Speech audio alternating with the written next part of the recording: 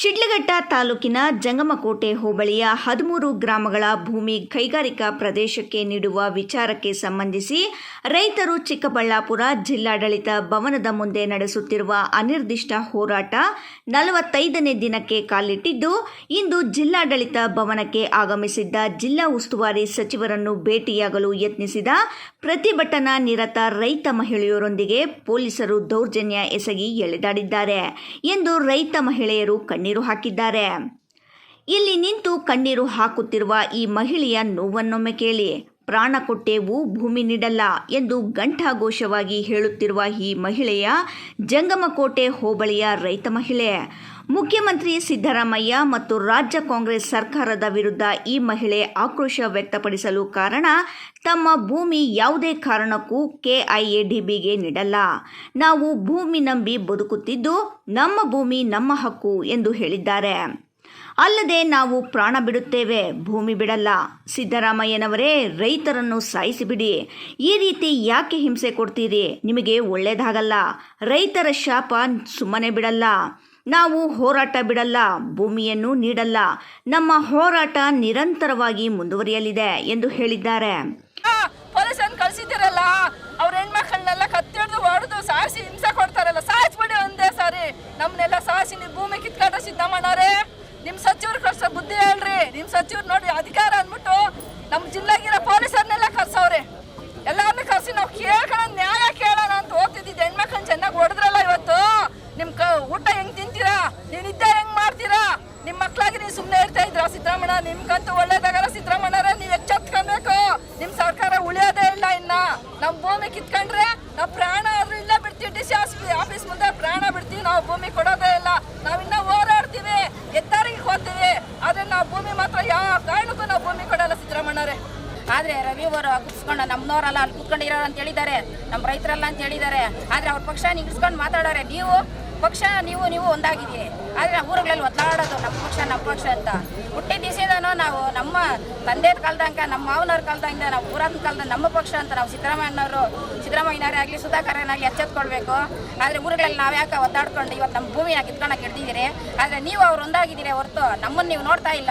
ಅವರೆಲ್ಲ ಕರೆಸ್ಬಿಟ್ಟು ಅವ್ರ ಮನೆ ಹತ್ರ ಮಾತಾಡ್ಬಿಟ್ಟು ಇವ್ರು ನಮ್ಮವರೆಲ್ಲ ಕೂತ್ಕೊಂಡಿರೋದು ನಮ್ಮ ರೈತರಲ್ಲ ಅಂತ ಹೇಳಿದ್ದಾರೆ. ಆದರೆ ನಮ್ಮ ಮೂಲ ರೈತರೇ, ನಮ್ಮ ಭೂಮಿ ಬಿಡಬೇಕು. ನಾವೇನು ಬೇರೆಯವರೆಲ್ಲ ಬಂದಿಲ್ಲ, ನಮಗೆಲ್ಲ ಯಾರು ದುಡ್ಡು ಕೊಟ್ಟು ತಗೊಂಬಂದು ಕೂಡಿಸಿಲ್ಲ. ಇಲ್ಲಿ ನಾವೆಲ್ಲ ನಮ್ಮ ಮೂಲ ರೈತರ ಇಷ್ಟು ಜನನು ಇನ್ನು ವಾಣಿದಾರರೇ ಇಲ್ಲಿ ಇರೋದು. ಆದರೆ ಅವ್ರ ಮನೆ ಹತ್ರ ಅವ್ರ ಪಕ್ಷ ನಿಂಗಿಡಿಸಿ ಹೇಳಿದ್ದಾರೆ, ನಿಮ್ಮ ಸುಧಾಕರಣ ಜ್ಞಾನ ಇಲ್ಲ, ನಾವೆಲ್ಲ ನಿಮ್ಮ ಪಕ್ಷದಾರೆ, ನಿಮಗೆ ಓಟ್ ಹಾಕಿದ್ದಾರೆ.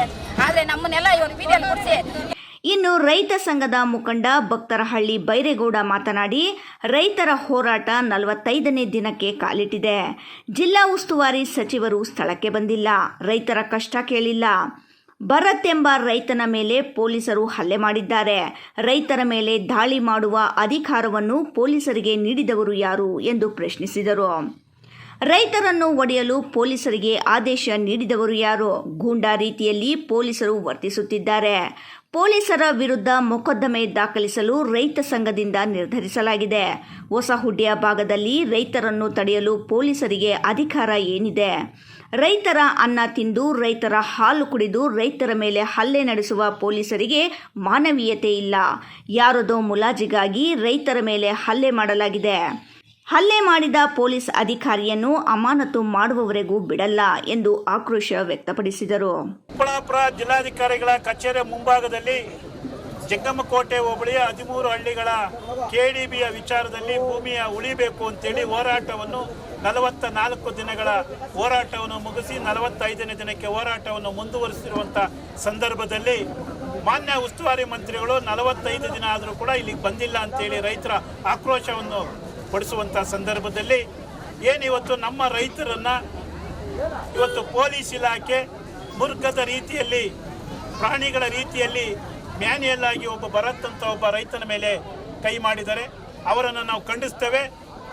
ಏನಿವತ್ತು ರೈತರು ಯಾಕೆ ಮುಂದೆ ಹೋದ್ರು, ನಮ್ಮ ರೈತರನ್ನು ಹೊಸಹುಡ್ಯ ಭಾಗದಲ್ಲಿ ತಡೆದಿದ್ರು, ಅದನ್ನು ಕೇಳಕ್ಕೆ ಹೋದರೆ ಇವತ್ತು ಒಡೆಯದಂಥ ಅಧಿಕಾರ ಕೊಟ್ಟವನು ಯಾರು? ಇವತ್ತು ಈಗಾಗಲೇ ನಾವು ಜಿಲ್ಲಾಡಳಿತಕ್ಕೆ ಹೇಳಿದ್ದೇವೆ, ನಾವು ದನಕರುಗಳ ಸಮೇತವಾಗಿ ನಿಮ್ಮ ಕಚೇರಿಯ ಮುಂಭಾಗದಲ್ಲಿ ಬರ್ತೇವೆ ಅಂತೇಳಿ ನಾವು ಮೌಖಿಕವಾಗಿ ಅವರಿಗೆ ಮಾಹಿತಿಯನ್ನು ಕೊಟ್ಟಿದ್ದರೂ ಕೂಡ ಏಕಾಏಕಿ ರೈತನ ಮೇಲೆ ಹೊಡುವಂಥ ಅಧಿಕಾರ ಯಾರಿಗುಂಟು?